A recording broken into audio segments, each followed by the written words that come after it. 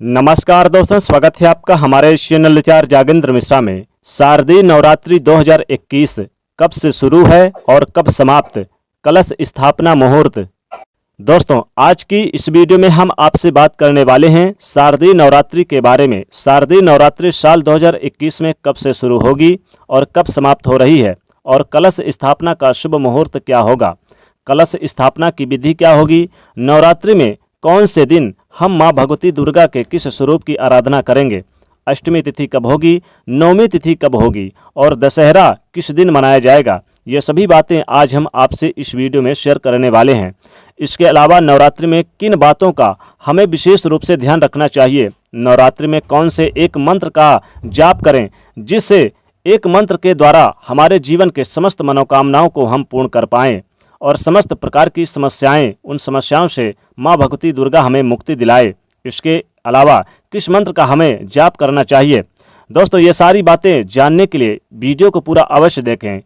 ये सभी बातें आज हम आपसे इस वीडियो में शेयर करने वाले हैं। लेकिन दोस्तों, उससे पहले आपसे रिक्वेस्ट करते हैं कि वीडियो को लाइक कर दीजिएगा और दोस्तों के बीच शेयर कर दीजिएगा, और यदि पहली बार आए हैं चैनल पर तो चैनल को सब्सक्राइब करके बेल आइकन को प्रेस कर दीजिएगा। दोस्तों, बात करें नवरात्रि के बारे में तो शारदीय नवरात्रि अश्विनी मास के शुक्ल पक्षी प्रतिपदा तिथि से लेकर नवमी तिथि तक मनाई जाती है। दसवीं तिथि को दशहरा होता है। दोस्तों, नवरात्रि में इन 9 दिनों में माँ भगवती दुर्गा के 9 स्वरूपों की आराधना की जाती है, और माँ दुर्गा के 9 स्वरूपों की आराधना करने से जीवन की समस्त समस्याओं से छुटकारा मिलता है, समस्त प्रकार के कामनाएं पूर्ण हो जाते हैं। माँ दुर्गा के वो 9 स्वरूप कौन से हैं? प्रथम शैलपुत्री, द्वितीय ब्रह्मचारिणी, तृतीय चंद्रघंटे, चतुर्थम कुष्मांडा, पंचमम स्कंदमाते, षष्ठम कात्यायनी, सप्तम कालरात्रि, अष्टमम महागौरी, नवमम सिद्धरात्रि चा नव दुर्गा प्रतीतिता है। तो ये 9 रूप हैं माँ भगवती दुर्गा के, जिनकी आराधना हम नवरात्रि के 9 दिनों में करते हैं। और माँ दुर्गा की पूजा आराधना करने से जीवन में सभी प्रकार के सुखों की प्राप्ति हो जाती है। आप अगर 9 दिन तक माँ भगवती की दुर्गा के इन 9 दिनों में व्रत धारण करना चाहते हैं तो बहुत अच्छी बात है। लेकिन अगर आप शारीरिक रूप से स्वस्थ नहीं हैं, व्रत धारण नहीं कर जा पाते, तो ऐसे में आप माँ भगवती दुर्गा की आराधना कीजिए, पूजा कीजिए, उनके मंत्रों का जाप कीजिए। पूरे दिन यानी पूरे 9 दिनों तक माँ के चरणों में अपना ध्यान लगाए रखिए, और माँ से जो भी कामना कहेंगे वो अवश्य पूरी होगी। सच्चे मन से जब हम माँ की आराधना करते हैं तो व्रत करें या ना करें, सात्विकता और शुद्धता का ध्यान रखते हैं। इन नवरात्रि के दिनों में अगर हम माँ की आराधना करें तो हमारी कामना अवश्य पूर्ण करती हैं माता भगवती दुर्गा।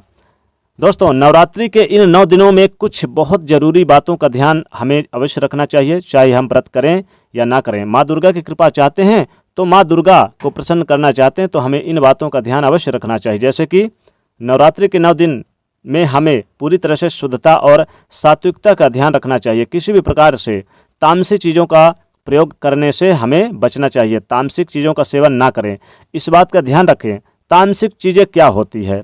लहसुन, प्याज, मांस, मदिरा, इन चीज़ों का सेवन नवरात्रि में वर्जित है, भूल से भी नहीं करना चाहिए। और किसी भी प्रकार से घर में लड़ाई झगड़ा, द्वेष, कलह, इस बात का ध्यान रखें। घर में यानी कि इन चीज़ों से दूरी बनाए रखें, विवाद की स्थिति पैदा ना हो, इस बात का ध्यान रखें। घर में साफ सफाई, शुद्धता का पूरा ध्यान रखना चाहिए।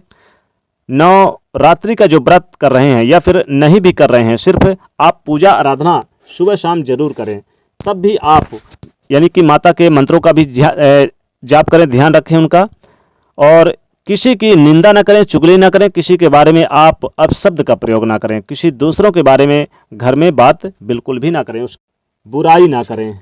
ऐसे में घर में नकारात्मक ऊर्जा वृद्धि होती है अगर आप गलत बातें सोचते हैं तो। और जहाँ पर नकारात्मक ऊर्जा होती है माँ दुर्गा का वास वहाँ पर नहीं होता, इस बात का ध्यान रखना चाहिए।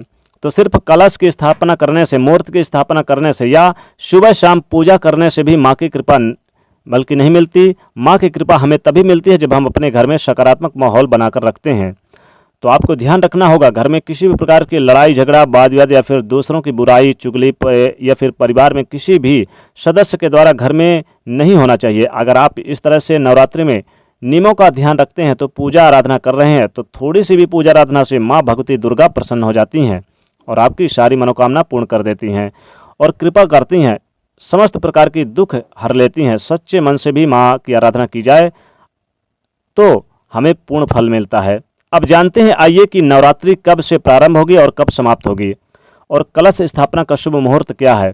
दोस्तों, शारदीय नवरात्रि का अश्विनी मास की प्रतिपदा तिथि को प्रारंभ हो रही है 7 अक्टूबर को, और 7 अक्टूबर से प्रारंभ होगी और 7 अक्टूबर से लेकर 14 अक्टूबर तक नवरात्रि है। 15 अक्टूबर को दशहरा मनाया जाएगा। तो इस प्रकार से नवरात्रि के यानी कि इस बार 9 दिन तक पूरी तरह से नहीं हो रहे हैं। तो अब हम जानेंगे कि माँ दुर्गा के कौन से दिन किस स्वरूप की आराधना करेंगे। सबसे पहले जान लेते हैं कलश स्थापना का शुभ मुहूर्त क्या है, क्योंकि बहुत से भक्त घट की स्थापना करते हैं और कई लोग कलश की स्थापना भी करते हैं। बिना कलश स्थापना किए नवरात्रि के 9 दिनों में आप माँ की आराधना कर सकते हैं। कलश स्थापना का शुभ मुहूर्त नोट कर लीजिए।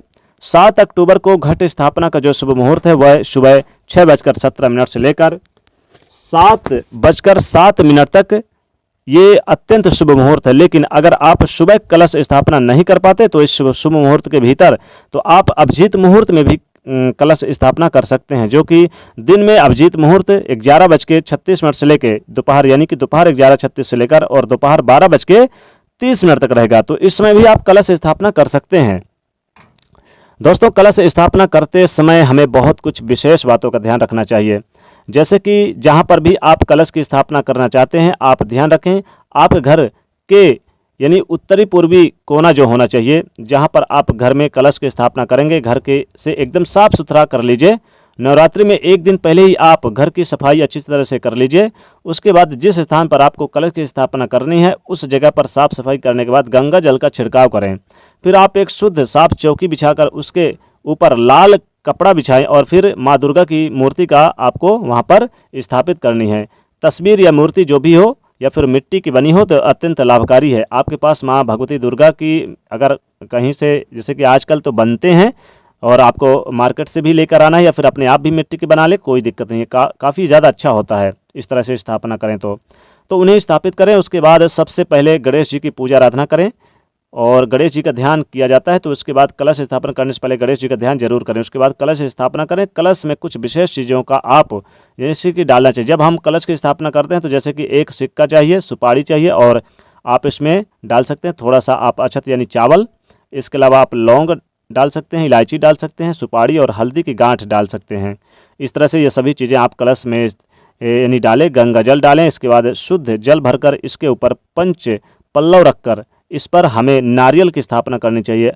आप अखंड दीपक जलाना चाहते हैं तो अच्छी बात है, तो अखंड दीपक भी जला सकते हैं। नवरात्रि का महामंत्र जो कि समस्त सुखों को प्रदान करने वाला है, समस्त कष्टों से छुटकारा दिलाने वाला साबित होगा। लेकिन आइए जान लेते हैं कि आखिर 9 स्वरूपों के बारे में। पहले किस दिन किस माँ भगवती की पूजा आराधना करें। तो प्रथम यानी कि शैलपुत्री माता की पूजा आराधना करें। लाल पुष्प वगैरह आप उन्हें अर्पित करें, लाल वस्त्र लाल फल अर्पित करें। द्वितीय ब्रह्मचारिणी माता की पूजा आराधना करें दूसरे दिन, और इन्हें भी लाल वस्त्र लाल पुष्प यानी कि अर्पित करें, और चाहें तो आप इन्हें सफ़ेद वस्त्र भी धारण करा सकते हैं। तृतीय चंद्रघंटे माता को, तीसरे दिन चंद्रघंटा माता को आप पूजा आराधना करें। चौथे दिन कुष्मांडा माता की पूजा आराधना करें। पंचम दिन स्कंद माता की पूजा आराधना करें। छठे दिन आप कात्यायनी माता की पूजा आराधना करें। सप्तम दिन कालरात्रि, अष्टम दिन महागौरी और 9वें दिन सिद्धरात्रि की पूजा करें। और 9वें दिन नौ दुर्गा माता की यानी कि इन 9 स्वरूपों की आप पूजा आराधना करके अष्ट माँ दुर्गा की पूजा आराधना करके विधि विधान से फिर आप एक खास मंत्र का आप यानी कि जाप कर जो समस्त सुखों को प्रदान करने वाला, समस्त कष्टों से छुटकारा दिलाने वाला साबित होगा। मंत्र कुछ इस प्रकार से है। ओम ऐं ह्रीं क्लीं चामुंडाय विच्चय। ओम ऐं ह्रीं क्लीं चामुंडाय विच्चय। इस मंत्र का जाप किया जाए प्रतिदिन अगर तो एक माला भी आप करते हैं तो इतने मात्र से ही आपके ऊपर माँ भगवती दुर्गा की अपार कृपा दृष्टि आपको प्राप्त होगी। अब दशहरा 15 अक्टूबर को है। दशहरा के दिन यानी कि रावण के पुतले के रूप में जलाया जाता है। चूँकि इसी दिन भगवान श्री राम मर्यादा पुरुषोत्तम श्री रामचंद्र जी रावण पर विजय प्राप्त किए थे, तब से आज तक यानी कि हम दशहरे के रूप में इसे मनाते हैं। इसलिए इस दिन विजयदशमी इसे को कहते हैं, यानी कि इसे हम विजयदशमी भी कहते हैं। इस दिन नीलकंठ देखने का अत्यंत काफ़ी अच्छा माना जाता है। तो सभी श्रद्धालुओं, सभी भक्तों से विनम्र निवेदन है कि इस बार की यानी कि साल 2000 की जो ये नवरात्रि है, शारदीय नवरात्रि, इसके बारे में हमने संपूर्ण जानकारी दी, कब है, कब से कब तक है, और कलश स्थापना मुहूर्त भी हमने बता दिया। तो इसलिए आप वीडियो को लाइक करें, ज़्यादा से ज़्यादा शेयर करें और चैनल से जुड़ने के लिए सब्सक्राइब करें और बेल आइकन को प्रेस करें। जय माँ भगवती दुर्गा, जय माँ लक्ष्मी।